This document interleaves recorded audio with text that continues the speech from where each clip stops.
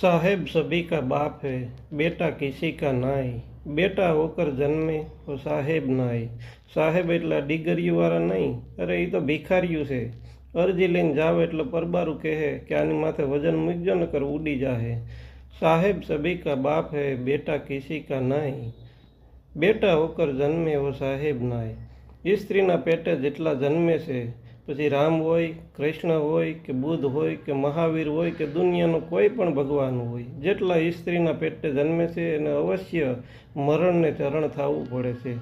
પણ જેને કૃષ્ણને જેને જીવાડ્યો હોય, જેને રામને જેને જીવાડ્યો હોય, બુદ્ધ મહાવીરને જેને જીવાડ્યા છે, એ સાહેબ સભી કા બાપ હે, બેટા કિસી કા નાઈ।